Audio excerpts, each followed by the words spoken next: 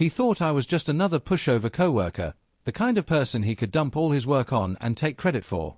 But the day he handed me that final report, I handed him a ticking time bomb disguised as an Excel file. And the best part? He didn't even realize it was me, until it was way too.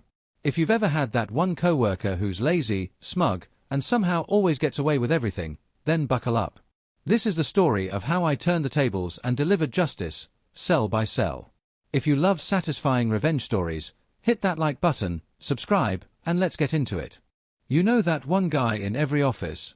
The one who somehow clocks in late, takes 2-hour lunches, and yet still manages to charm the boss with half-truths and fake smiles? Yeah. That was Seth. I started working at this company about a year ago. New to the team, eager to prove myself, doing my best to keep up. But almost immediately, Seth zeroed in on me like a predator spotting fresh meat. Now Seth, he was a master of appearing busy. You'd catch him tapping furiously at his keyboard when someone walked by, but look closer. He was just chatting with someone on Slack or scrolling Instagram. If productivity were sport, Seth would be benched every game. But the thing that really made him dangerous was how good he was at manipulation.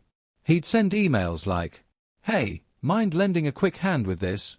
Just a small task." But that small task would somehow turn into the entire project, research, data entry, formatting, everything. And the worst part? He always took the credit. At meetings, he'd smoothly present the work I spent hours on like it was his own masterpiece. And somehow, the boss would nod approvingly while I just sat there, invisible.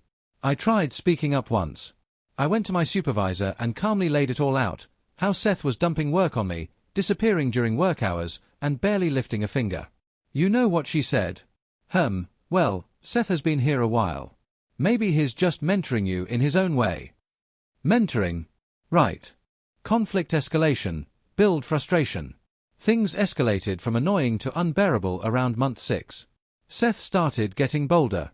He'd walk right over to my desk, drop a file on it, and say, "Need this by tomorrow. Appreciate it." No, please. No, could you?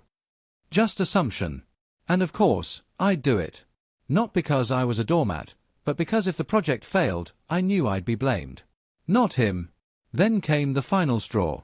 A major client report, the kind that could make or break contracts, was due in 48 hours. It was supposed to be Seth's baby. But guess who he handed it off to at the last minute? Yep. Me. "I've got a dentist appointment," he said with that stupid, smug grin. "You're a rock star with this stuff anyway. You'll knock it out."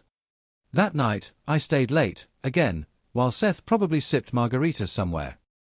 Fire, turning point, the spark of revenge. As I sat there, exhausted and angry, a thought popped into my head. Earlier that week, I'd asked Seth, casually, how comfortable he was with Excel.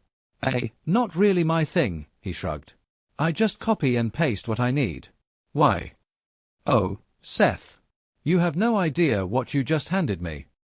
Bullseye, revenge planning and execution, the satisfying setup. The next time Seth dropped a bundle of spreadsheets on my desk for his upcoming quarterly report, I smiled and nodded. "Sure thing," I said. "Happy to help." What he didn't know was that I was about to weaponize Excel like it was a Trojan horse. I created polished-looking documents, sleek formatting, professional charts, everything looked legit. But deep inside those sheets, I planted hidden formulas in cells he wouldn't think to check. Some would randomly convert numbers to percentages. Others would scramble totals by referencing blank cells.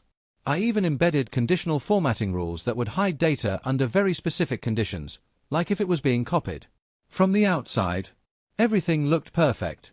But try to move or copy anything without knowing exactly how it worked. Complete chaos.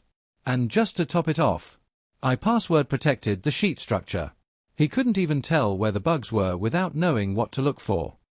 Climactic revenge payoff, sweet justice. The day the quarterly report was due, Seth was unusually chipper. He strolled in late as usual, coffee in hand, grinning like he'd just won the lottery. "Hope you finished everything," he said. "Meetings at 10. I nodded and said, "Yep. All done. Good luck." At exactly 10:17, I heard it. "What the hell is this?" Followed by awkward silence, and then panicked typing. From across the office, I could hear him struggling. "Wait, why are the totals all zeros?" Why is this graph blank now? Why are the margins off again? Our boss's voice cut through the noise. Seth, this is unacceptable. You've had 2 weeks on this, why isn't it ready? He tried blaming formatting issues. Then he blamed the client's file format. Then he said maybe IT corrupted the file. But every time he tried to fix it, it only got worse. The cherry on top. He tried to throw me under the bus. I let OP help with some of the numbers. But I was ready. I calmly stood up and said, I only input what Seth asked me to. I didn't manage the report. I assumed he'd review it before presenting. Our boss just stared at him, furious. Seth's face went pale. He knew. He absolutely knew he was cooked. Sunrise, reflective wrap-up, karma served cold. He didn't get fired right away, but he was pulled from all client reports. He stopped dumping work on me after that. And over the next few months, his golden boy image slowly cracked. People saw through him. Turns out, when you can't weaponize someone else's talent, you're exposed for the fraud you are. Clapperboard, outro call to action, final 20 seconds. If that revenge gave you chills, go ahead and smash that like button. Have you ever had a lazy coworker take credit for your work? Tell us your story in the comments. We love hearing them. And don't forget to subscribe for more true stories where karma always finds a way. Until next time, this was Echoes of Revenge.